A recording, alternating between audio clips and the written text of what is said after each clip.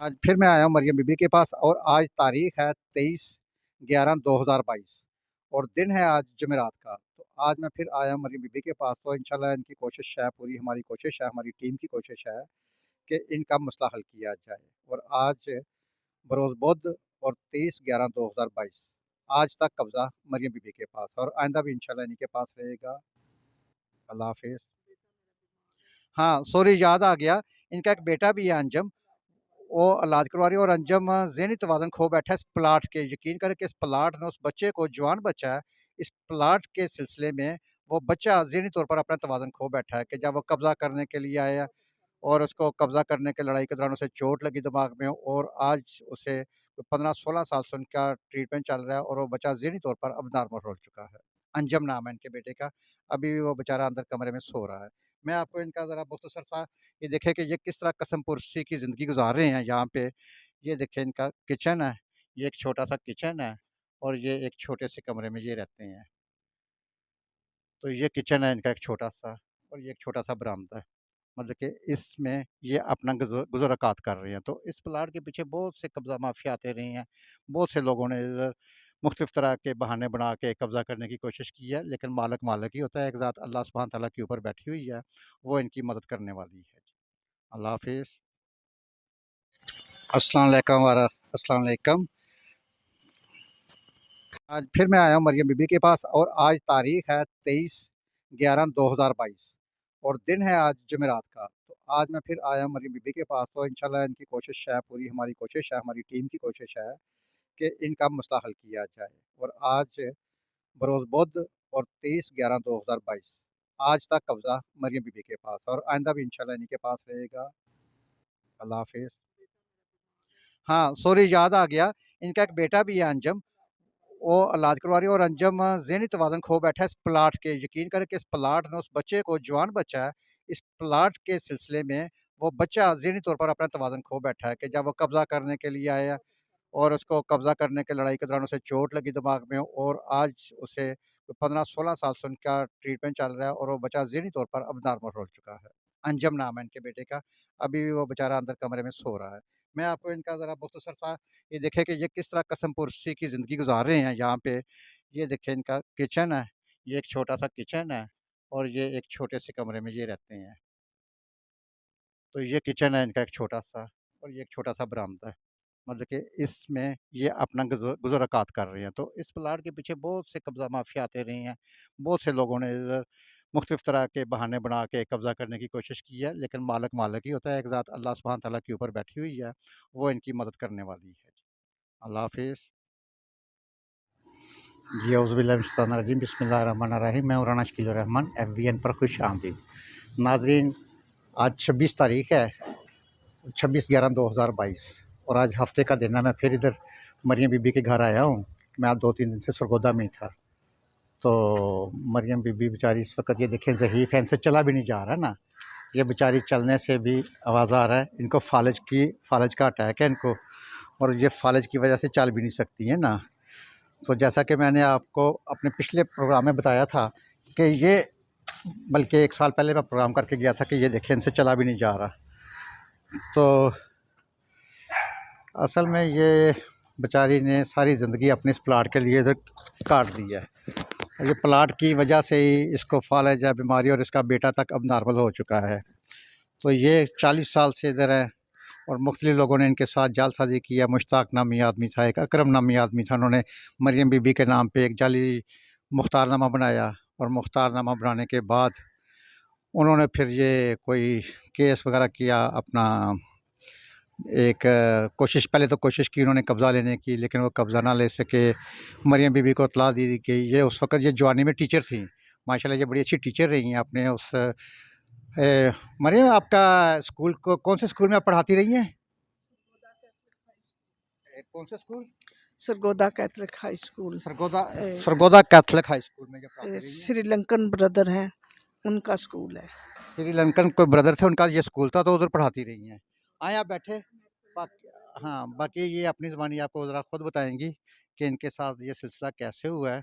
इनके जो शौहर हैं यूसुफ़ पतरस साहब, वो यूसुफ़ पतरस साहब जो हैं जी, वो अरसा दराज़ से कोई 40-45 साल से वो भी जो हैं वो स्पेन होते हैं और स्पेन से बस वो ज़ाहिर वो बाहर चले गए। ये खातून इधर टीचर थीं जवानी में, और एक बेटा था इनका, सेहतमंद और तंदुरुस्त बेटा था। और बेटे जो था, जब ये कब्ज़ा का मसला बना और मरियम बीबी को पता चला कि मेरे घर पे प्लाट पे कब्ज़ा हो रहा है, तो ये स्कूल से आई हैं फ़ौरी तौर पे। और वो फिर खैर अहले इलाका ने, मोहल्ले वालों ने इनकी मदद की है। बाकी ये मरियम बीबी आपको अपनी ज़ुबानी खुद अपनी सारी स्टोरी बताती हैं कि इनके बेटे के साथ क्या हुआ। इनका बेटा ज़हनी तौर पर उस वक़्त ठीक था, मज़दूर भी था, मज़दूरी करता था, ये रंग-रोगन का काम। लेकिन जब कब्ज़ा हुआ और कब्ज़े के दौरान उसे कोई चोट वगैरह लगी, और आहिस्ता-आहिस्ता इसी कब्ज़े मुख्तलिफ़ फिर लोग आते रहे और कब्ज़े की शक्ल करते इख्तियार करें, और बच्चे ने टेंशन ली और आज इस वक़्त वो अब नॉर्मल ज़िंदगी गुज़ार रहा है। ज़हनी तौर पर वो, मेंटली तौर पर वो एक अब नॉर्मल हो चुका है। तो आइए हम मरियम बीबी की ज़ुबानी जानते हैं कि इनके साथ असल हक़ाइक़ हुए क्या थे। जी, अस्सलाम वालेकुम मरियम। वालेकुम सलाम। जी, ज़रा थोड़ा ऊँची आवाज़ में। असल आप बताइए कि असल स्टोरी क्या थी आपकी? ये यूसुफ पत्र साहब आपके क्या लगते हैं? यूसुफ पतरस पतरस यूसुफ मेरे खामद हैं। ठीक वो है, स्पेन में अरसा दराज स्पेन में ये पकड़ लें। रहते हैं। पहले वो रहते थे नाइजीरिया में, वहाँ हम भी रहते थे। मेरा बेटा अंजम छोटा था 1 साल का, और फिर बाद में हमें जगह की वजह से वापस आना पड़ा इधर सरगोदा में। यहाँ पे हम काफ़ी साल, 8 साल रहमत पार्क में किराए पे रहे। लेकिन हमने जब लोगों ने मुझे बताया कि यहाँ पे किसी ने कमरा बनाना शुरू कर दिया है, ईंटें लगा रहे हैं, लेकिन मैंने फिर आके देखा, मुश्ताक अहमद, अकरम और फ़याज़ सुल्तान, ये तीनों जगह पे मौजूद नहीं थे। लेकिन मैंने वकील मैंने किया। मैंने वकील को बताया, उसने कहा आप किराए का घर छोड़ दो और आप जल्दी से वहाँ पे शिफ्ट हो जाओ। उन्होंने इस अरसे में मुझे कुछ भी हो जाता है तो ये सारा कसूर मुश्ताक का, अकरम का और फ़याज़, तीनों आदमियों का कसूर होगा। अच्छा, उसके बाद वो क्या कहते हैं, खावर कुरैशी और इजाज़ अहमद भी, उनकी जगह उनके नाम ट्रांसफ़र हो गई थी। उन्होंने ऐसे ही जब मैंने जाके देखा तो वो जाली पेपर थे। अच्छा जी। मेरे वकील ने कहा कि ये पेपर तो जाली हैं, लेकिन वो कहते हैं कि हम कब्ज़ा छीनने के लिए आए हैं, हम आपका मालिक एक हैं। मुख्तारनामा भी तैयार किया गया था मेरे मरियम बीबी के। नाम का हाँ जी। पिंडी जाके जगह, मेरे वकील ने जज को बताया कि जगह इधर है और मुख्तारनामा पिंडी तैयार हो रहा है, ये कैसी बात है। इसके वो जवाब में कुछ भी नहीं कह सके। हालांकि कभी कभी वो आते थे, तारीख पे भी आते थे। 30 साल मैंने उनके साथ केस लड़ा है। 30 साल? 30 साल। ओए होए। और अभी मुझे फालिज हो गया, इन टेंशनों की वजह से फालिज हो गया। मैं रक्शे पे नहीं बैठ सकती। जी, आप बोलें। इनको और सांस कट जाता है जी। हाँ जी, और मैंने कहा मेरे बस की बात नहीं है अभी तो। 2001 में एक बहुत अच्छा वकील था, उसने हमारे हक में फ़ैसला करवा दिया 2001 में। पटवारी ने, मैंने जब मुझे इंतकाल मिला तो मैंने पटवारी को कहा, ये असल मालिक पतरस यूसुफ पौलुस, उसके नाम का इंतकाल करें। उसने मेरे सामने किया, लेकिन मुझे लोगों ने बताया 1 महीने के बाद कि वो किसी और के नाम हो गया। फिर मैं पटवारी के पास गई तो वो मुश्ताक अहमद ने 1 लाख रुपया पटवारी को दे के तो अपने नाम करवाया हुआ। बहुत लोगों ने जब शिकायत की असलम पटवारी की तो उसको जेल जाना पड़ा। मुझे नहीं पता कि अभी भी वो जेल में है या नहीं, लेकिन उसने बहुत ज़्यादा अपने लिए अपने आप को छुड़ाने की कोशिश की। इसके बाद ठीक हो गया। जी नाज़रीन, जैसा कि मुख्तसर सा असल में इनको सांस चढ़ जाता है, फालिज के ये मरीज़ हैं, और ये थोड़ा सा इनको बोलने में भी मसला आ रहा है। तो अब इनके साथ ना मुख्तलिफ लोग आके इजाज़ अपना, खावर कुरैशी नामी एक शख्स हैं, एक इजाज़ नामी शख्स हैं, कोई इस तरह आके ना उन्होंने जगह अपने नाम करवा ली। अब ये यूसुफ और मुश्ताक ने उनको पता नहीं, सॉरी, मुश्ताक और अकरम ने पता नहीं उनको जगह सेल कर दिया, क्या किया क्या नहीं किया। अब उनके नाम पे जगह आ रही है। तो ये 40 साल से कब्ज़ा हो रहा है, तो इस औरत मरियम बीबी के साथ बहुत ज़ुल्म हुआ है ना। तो ये कह रही हैं कि खुदा ना ख़ास्ता अगर मुझे कुछ हो जाता है, अल्लाह ना करे, अल्लाह ताला इनको सेहत तंदुरुस्ती दे, अगर इनको कुछ हो जाता है, तो आपके ज़िम्मेदार कौन होंगे? मुश्ताक और अकरम, अकरम और खावर, खावर, ये तीनों जिम्मेदार होंगे। इजाज। ये जी 4 नाम बता रहे हैं कि अगर ये मैं इनको खुदा ना ख़ास्ता अगर कोई इनके साथ कोई बदसलूकी करता है या कोई या मारने की। बेटे को कुछ हो जाता है तो उसके ये तीनों जिम्मेदार होंगे। वो कह रहे हैं कि ये अगर खुदा ना ख़ास्ता अल्लाह ना करे, अल्लाह ताला इनको अपनी हिफ़ाज़त में रखे। वैसे इनके ये किराएदार हैं इधर, जो खातून एक बच्ची फिर रही हैं, इन्होंने अपनी सेफ्टी के लिए एक छोटे से किराएदार रखे हुए हैं फैमिली। ये किराएदार बहुत अच्छे हैं और इनका बड़ा ख़्याल रखते हैं। तो ये इनकी हेल्प वगैरह भी करते हैं। तो अल्लाह ताला इनको अपनी हिफ़ाज़त में रखे। खुदा ना ख़ास्ता अगर इनके बेटे के साथ या इनके साथ कुछ मिसहैप हो जाता है, तो ये 4 बंदों को नामज़द कर रही हैं। मरियम बीबी, ये जो 4 बंदों को आपने नामज़द किया है, ये आपको श्योर शॉट है कि यही बंदे हैं? हाँ जी, मैंने अक्सर देखा है इनको कि हमारे घर के चारों तरफ फिरते हैं। और रात को 3 दिन पहले हमारा दरवाज़ा खुला था, दरवाजे के बाहर को खड़ा था। फिर हमने देख के तो हमने कुंडी लगाई। नाज़रीन, जैसा कि आपने सुना है, तो इनकी कहानी शॉर्ट सी। तो इस प्रोग्राम के साथ इजाज़त दीजिए। हम इंशाल्लाह इनका मसला हल करने की पूरी कोशिश कर रहे हैं कि अल्लाह सुब्हान तआला इनके लिए आसानियाँ पैदा करे। और इनके लिए मेरे नाज़रीन आप भी ज़रा दुआ गौर कीजिएगा, दुआ कीजिएगा कि अल्लाह ताला इनकी मुश्किलें आसान करे। अल्लाह हाफ़िज़। जी औज़ुबिल्लाहि बिस्मिल्लाहिर्रहमानिर्रहीम। मैं हूँ राना शकील रहमान, FVN पर खुश आमदीद। नाज़रीन, आज 26 तारीख़ है, 26/11/2022, और आज हफ़्ते का दिन है। मैं फिर इधर मरियम बीबी के घर आया हूँ। मैं आज 2-3 दिन से सरगोदा में ही था। तो मरियम बीबी बेचारी इस वक़्त ये देखें ज़ईफ़ है, इनसे चला भी नहीं जा रहा ना। ये बेचारी चलने से भी आवाज़ आ रहा है। इनको फ़ालज का अटैक है इनको, और ये फ़ालज की वजह से चल भी नहीं सकती हैं ना। तो जैसा कि मैंने आपको अपने पिछले प्रोग्राम में बताया था कि ये, बल्कि 1 साल पहले मैं प्रोग्राम करके गया था कि ये देखें इनसे चला भी नहीं जा रहा। तो असल में ये बेचारी ने सारी ज़िंदगी अपने इस प्लाट के लिए इधर काट दी है।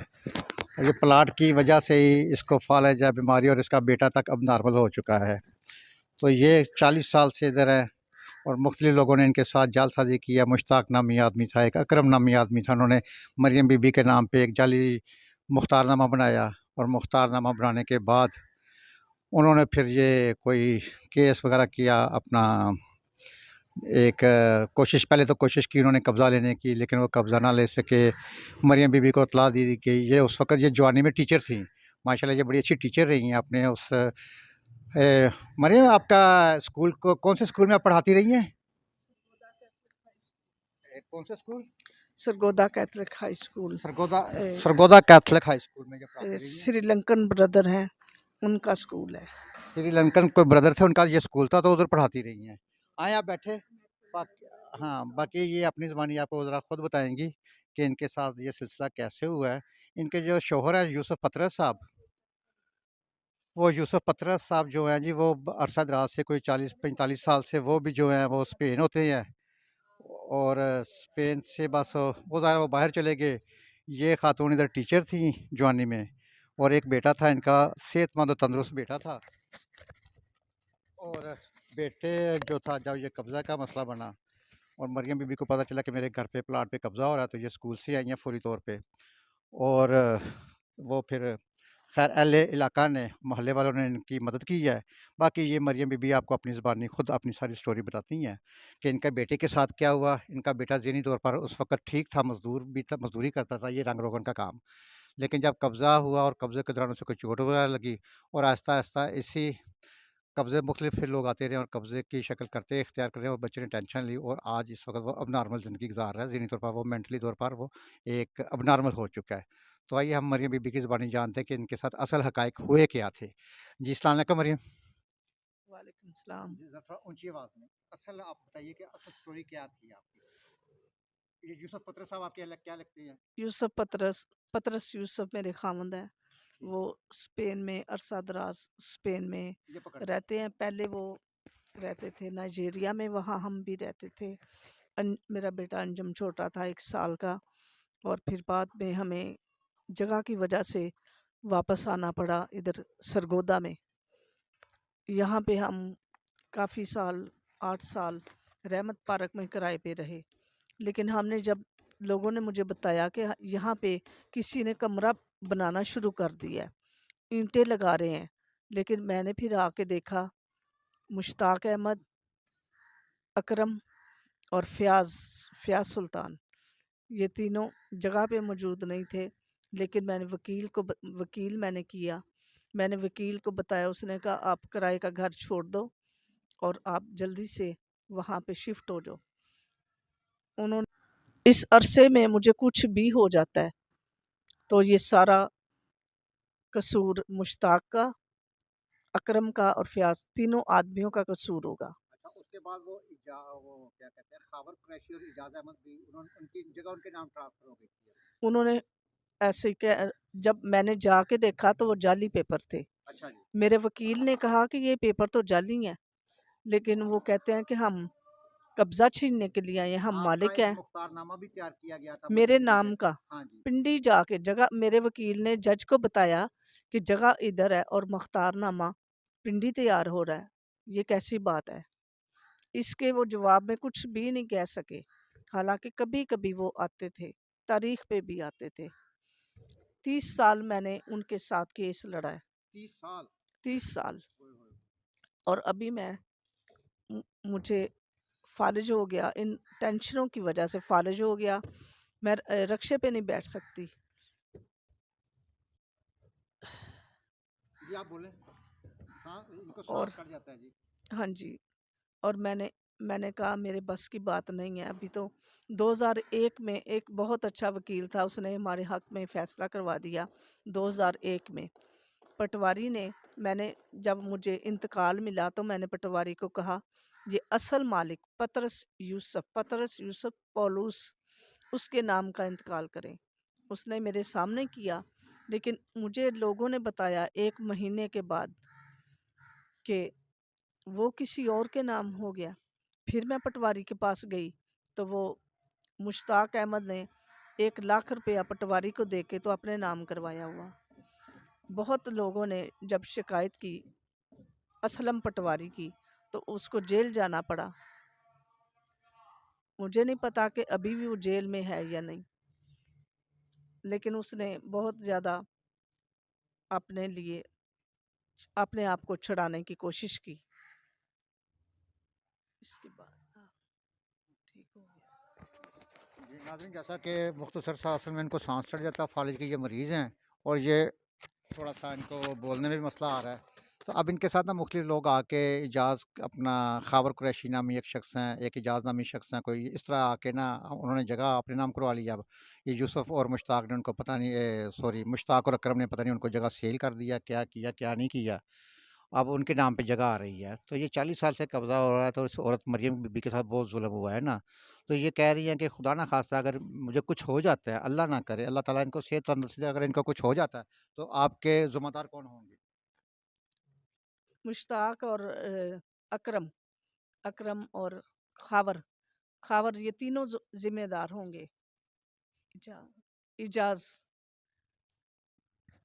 ये जी 4 नाम बता रहे हैं कि अगर ये मैं इनको खुदा ना ख़ास्ता अगर कोई इनके साथ कोई बदसलूकी करता है या कोई या मारने मेरे की। बेटे को कुछ हो जाता है तो उसके ये तीनों जिम्मेदार होंगे। वो कह रहे हैं कि ये अगर खुदा ना ख़ास्ता अल्लाह ना करे, अल्लाह ताला इनको अपनी हिफ़ाज़त में रखे। वैसे इनके ये किराएदार हैं, इधर जो खातून एक बच्ची फेर रही हैं, इन्होंने अपनी सेफ्टी के लिए एक एक छोटे से किराएदार रखे हुए हैं फैमिली। ये किराएदार बहुत अच्छे हैं और इनका बड़ा ख़्याल रखते हैं। तो ये इनकी हेल्प वगैरह भी करते हैं। तो अल्लाह ताला इनको अपनी हिफ़ाज़त में रखे। खुदा ना ख़ास्ता अगर इनके बेटे के साथ या इनके साथ कुछ मिसहैप हो जाता है, तो ये 4 बंदों को नामज़द कर रही हैं। मरियम बीबी, ये जो 4 बंदों को आपने नामज़द किया है, क्या आपको श्योर शॉट है कि यही बंदे हैं? हाँ जी, ये बंदे। मैंने अक्सर देखा है इनको कि हमारे घर के चारों तरफ फिरते हैं। और रात को 3 दिन पहले हमारा दरवाज़ा खुला था, दरवाजे के बाहर को खड़ा था। फिर हमने देख के तो हमने कुंडी लगाई। नाज़रीन, जैसा कि आपने सुना है, तो इनकी कहानी शॉर्ट सी। तो इस प्रोग्राम के साथ इजाज़त दीजिए। हम इंशाल्लाह इनका मसला हल करने की पूरी कोशिश कर रहे हैं कि अल्लाह सुब्हान तआला इनके लिए आसानियाँ पैदा करे। और इनके लिए मेरे नाज़रीन आप भी ज़रा दुआ गौर कीजिएगा, दुआ कीजिएगा कि अल्लाह ताला इनकी मुश्किलें आसान करे। अल्लाह हाफ़िज़।